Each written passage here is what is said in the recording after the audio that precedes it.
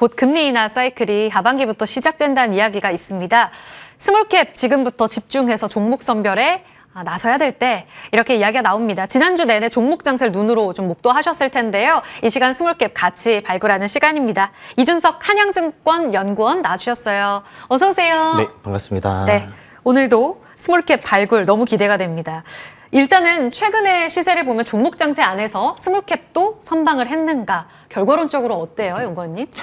최근에 이제 유동성 장세가 좀 이루어지고 있는 것 같아요. 이제 트럼프 관세 정책 이슈로 이제 우리나라뿐만 아니라 좀 글로벌적으로 M2 통화량이 좀 늘면서 이제 유동성이 좀 공급이 되는데 이제 코로나 그 상승장 때랑 비슷하게 이제 유동성 장세에서는 이제 가치주보다는 이제 성장주 위주의 그런 상승세가 많이 보였는데 이제 스몰캡 역시 성장주 쪽으로 좀 편입이 되다 보니까 최근에 좀 시장에 주목을 많이 받았다 이렇게 좀 간단하게 설명드릴 수 있을 것 같습니다. 앞으로도 기회가 있고요. 네, 그렇죠. 최근에 또 그 코스피 지수는 저점 대비 300포인트나 반등을 하면서 좀 스몰캡도 큰 영향 많이 받았던 것 같습니다. 성장주와 궤를 같이 하기 때문에 움직임은 같이 따라가 볼 필요가 있겠습니다. 그러면 AS 듣고 오늘 발굴하신 종목으로 갈 텐데요. 네네네. 이전에 나와주셨을 때 미용 측면에서 바이오 플러스 이야기를 해주셨거든요. 네, 맞습니다. 지금 보면 바닥권에서 꽤 움직이는 모습을 보여줬습니다. 최근 뭐 파마리서치, 휴젤 다 좋았고 뭐 LNC 바이오, 휴메딕스까지 대형주가 다시금 또 시총을 불러나가는 이런 모습이 확인됐어요. 5월 9일에 바이오 플러스가 신고가를 경신했습니다. 계속해서 실적 기대한다면 지금 자리도 기회 있다고 보시는지요? 이제 바이오 플러스 같은 경우에는 지속적으로 이제 트래킹을 해왔는데 가장 중요한 투자 포인트가 증설이었습니다. 이제 무려 1,800억 원의 규모를 들어서 증설을 했는데 작년 말에 좀 완공이 된다 이런 얘기가 조금 있었는데 딜레이 된 부분도 좀 사실입니다. 자, 그런데 최근에 주목해야 할 점이 5월 15일에 드디어 준공식을 완료를 했거든요. 저도 거기 좀 참석을 했는데 규모가 엄청 나더라고요.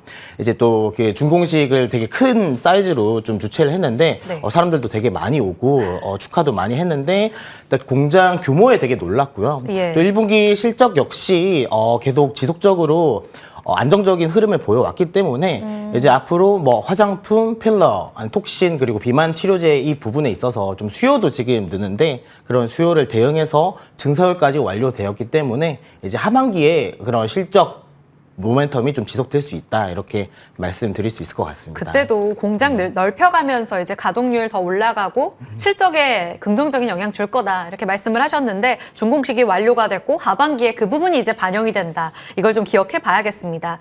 다음은 APR 간략하게 볼게요. 상장하고 나서 새로운 역사적인 고점을 계속 경신해 나가고 있습니다. 미용이라는 키워드 자체가 이제 K-뷰티로 확장되면서 대장으로 자리매김하고 있지 않습니까? 네, 맞습니다. 더 이상 스몰캡 아닌 것 같은데 네. 어때요? 이제 작년 4분기 실적을 통해서 봤을 때 네. 이게 그때 당시에 제가 설명을 드렸을 때가 한 시총 2조 정도였었는데 4분기 실적만으로 봤을 때는 무려 3조 시가총액을 트라이하기에는 좀 충분하다 이렇게 생각을 했었거든요. 그런데 이제 1분기 실적이 공개됨에 따라 지금은 4조가 넘는 지금 시가총액을 형성을 하고 있거든요. 네. 시장에 이제 화장품뿐만 아니라 지속적으로 관심을 많이 받는 섹터이기도 하고 최근에 아시다시피 뭐 대장으로 좀 자리 잡는 모습도 보이고 있는데 좀 APR을 이제 비롯해서 이제 앞으로 뭐 화장품, 뭐 중소형 브랜드 업체 그리고 화장품 중소형 뭐 ODM, OEM 업체도 앞으로 지속적으로 좀 탄력을 받을 수 있을 것 같다라고 이제 추가적으로 확장적으로 이렇게 생각할 수 있을 것 같습니다. 좋습니다. AS 하나만 더요. 우신 시스템인데 1분기 성적표 보니까 91억 원을 넘어서 시장 기대였던 77억 원 상회했다. 이렇게 리포트도 최근 22일에 발간을 해주셨어요. 지금 자리 저평가 구간인가요, 여전히? 맞습니다. 그 컨센서스가 77억이었는데 네. 한 80억 정도 때 나올 줄 알았는데 거의 더 90억이 잘했다. 나와가지고 저도 깜짝 놀랐는데 예. 이제 중요한 포인트 중에 또 추가가 된 게 원래 안전벨트 사업 부분이 있었습니다. 안전벨트 사업 부분에서 작년까지 좀 적자 규모가 좀 있었는데 올해 1분기에 흑자 전환한 것으로 파악이 되거든요. 그리고 아시다시피 이제 실적도 1분기에 90억 가까이 나와서 이제 올해는 영업이익을 추정치를 약 한 300억 가량을 추정을 하고 있는데 현재 시가총액은 1,300억 원대거든요. 아직까지 굉장히 너무나도 저평가되어 있다 이렇게 좀 판단하고 있습니다. 관세 이슈인데도 불구하고 이렇게 성적이 잘 나오는 자동차 부품에 대해서 주주환원책 이야기도 리포트에 넣어주셨거든요. 지금 재평가의 구간 지켜보도록 하겠습니다. 오늘까지 보니까 한 25%의 상승률로 3월 중순에 나와서 소개해 주셨는데 오늘도 6% 올라가고 있거든요. 움직임 지켜보죠. 자, 최근 성장주 어딜 봐야 하는가로 넘어가겠습니다. 어느 섹터에서 가져와 주셨어요? 자, 오늘은 이제 중국 한한령 해제에 대한 또 그런 테마를 좀 주목해야 된다 이렇게 말씀드리고 싶은데 네. 이제 올해 3분기부터 이제 중국 단체 관광객을 대상으로 이제 무비자가 이제 입국이 허용이 됩니다. 그리고 아시다시피 이제 하반기에는 이제 뭐 엔터 공연이 중국 본토에도 좀 아마 이루어질 것으로 보는데 자, 그동안 뭐 사드 사건 이후로 뭐 중국과 한국의 분위기가 그렇게 좋지는 않았습니다. 하지만 이런 분위기가 해소가 된다면 네. 그에 대한 좀 파급력이 굉장히 클 것 같다 이렇게 좀 판단을 하고 있는데 자, 한한령 해제에 따른 그런 수혜받을 수 있는 산업 섹터가 어떤 것이 있는지 살펴봤는데 이제 엔터주는 최근에 좀 주가가 일부 선제적으로 좀 반영이 되고 있는 것 같습니다. 그리고 뭐 여행, 뭐 호텔, 면세, 뭐 카지노 이쪽 부분도 좀 생각을 할 수 있을 것 같은데 저는 이 중에서도 뭐 주가가 아직까지는 크게 반영되지 않은 그리고 만약에 파급력이 있다면 굉장히 큰 파급력을 불러올 수 있는 섹터가 좀 카지노 섹터가 되지 않을까라고 좀 판단하고 있습니다. 사실 주가만 놓고 본다면 뭐 면세나 여행이 아직은 바닥권이거든요. 네네네. 근데 카지노를 보여주신 데에서는 분명히 또 이유가 있을 거란 말이죠. 그러니까 뭔가 지표 자체도 달라지고 있는 게 있는 거예요?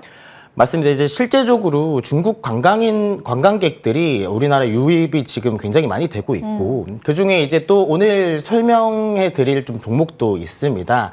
이제 바로 이게 롯데 관광개발이라는 종목인데요. 좋아요. 저 카지노 업체 국내 그 상장된 주식을 보면 이제 뭐 파라다이스나 이제 GKL, 뭐 강원랜드, 파라다이스, 그 롯데 관광개발 이렇게 있는데 아까 말씀드렸다시피 이제 중국인들이 좀 씀씀이가 좀 크잖아요. 네. 그래서 그래도 국내에서는 외국인 대상으로 운영을 하고 있는 그리고 외국인 중에서도 중국인 대상으로 운영을 할 수 있는 그런 회사가 어디 있는지 살펴봤는데 이제 롯데관광개발은 이제 제주도에 제주 드림타워라는 카지노 그리고 호텔을 운영을 하고 있습니다.